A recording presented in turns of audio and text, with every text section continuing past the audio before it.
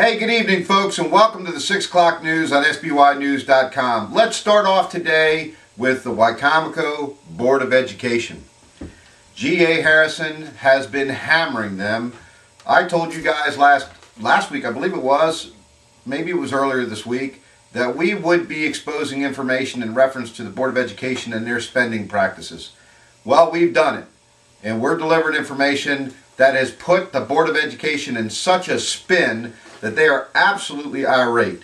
I mean, they're in defense mode like there's no tomorrow. The phones are ringing all over the county. We're getting phone calls. Some people laughing about it. Some people are, in shock. But the comments are coming in, and I'm sure each and every one of you are angry. I would expect that comments get even more serious this evening on these particular posts, basically because people are going to get off work. They're, that don't have access to the internet during the day. They're going to see this and they're going to get fired up. So we'll see what happens here tonight, but the Board of Education's got a lot of explaining to do. And I'll tell you what, to those of you, and you know who I'm talking about, there's only two of you. You know that we held back certain information that could have damaged like there's no tomorrow, where we have evidence. But we don't want our sources outed. Or ousted, I should say. So we're going to keep that quiet. But know that we've got something in our back pocket that's enough to truly bring this thing way over the top. We're going to stay quiet about that for now. Above and beyond that, let's talk about yesterday's wastewater treatment plant spill. No updates from the city of Salisbury today. We found it interesting that they waited 24 hours to expose the information to start with. You have to wonder, when was the MDE called in? Then you have to wonder the damage that was actually caused. Will the city be paying this farmer because he can no longer grow the watermelons there on that farm that he had wished to do?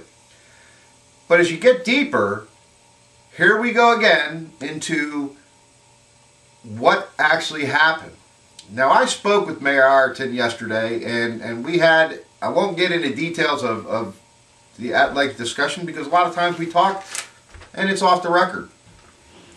But I will say that I'm sure everybody can expect the fact that I brought up how was this liner or whatever they want to call where this spill was sitting get ruptured. And how could they claim to put it back in to where it came from if it was ruptured? Folks, it's as simple as thinking like this. If you've ever owned an above ground pool and you get a leak in that puppy, it's going to drain out. Now, while it's draining, would you fill it back up again? While it's draining, can you fix it? Now imagine, it's not water. This is nasty, nasty stuff. It's not like you can jump in the pool when it gets down to a certain level below the crack. You're going to have to drain it further than that so that you can get to the source of where it's leaking from. So I've got issues with this whole thing. I don't think that anyone believes that that's what happened. I personally believe that they have done just like they have in years past, except it's on the other end of the wastewater treatment plant. Before, the sludge pit used to be at the east end next to the river. This is at the furthest west end. Okay? So, no different. When they get heavy rains, they fill these things up because they know the system can't handle the large volume coming through the plant. Once again, it's leaked over the top. That's what I believe happened. I believe it's been going on for quite some time, like we said yesterday, because the farmer said, heck, there's been puddles out there quite often. Large masses of water, shouldn't call it a puddle. But the bottom line is, now that he brought his equipment out onto the field and got stuck, the city goes, whoa, whoa, whoa, wait a minute. We'll help you out. By the way, this is sewage. But they didn't tell him all the other times that it happened in the past. So the city's got some answering to do on a wastewater treatment plant. Folks, let's talk about Fernando Guerrero. I've been sworn not to say anything to any one of you about who he's fighting. But let me assure you of one thing. This is going to be by far the greatest challenge Fernando Guerrero has ever had in his entire career. Okay? There's going to be people watching Showtime like there's no tomorrow. This is going to be a great fight. This is something, if you'll trust me, you need to go out and buy a ticket for. If you want to see an incredible fight with incredible records, get tickets now.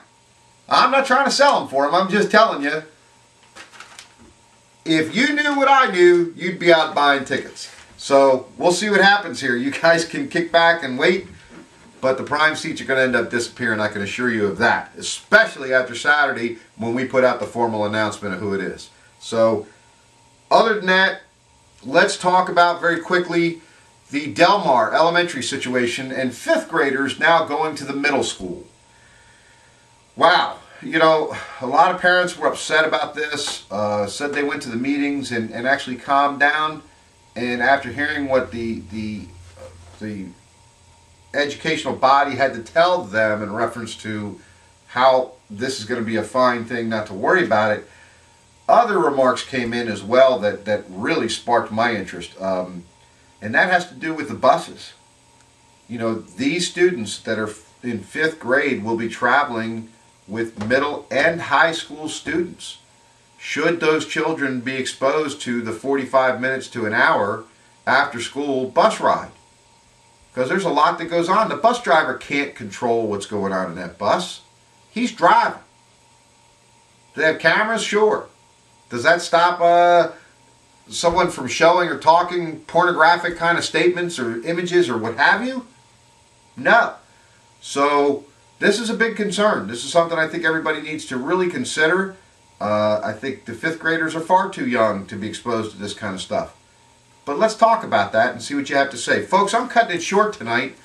There's not a whole lot of news out there other than the national stuff, and you'll get hit with that in tonight's news at 5, 6, 7, 11, 10, all over the place. So we're going to pop off of here for now. We will see you tomorrow, and we appreciate you being here as always. Thank you, and you guys have a great evening. Good night.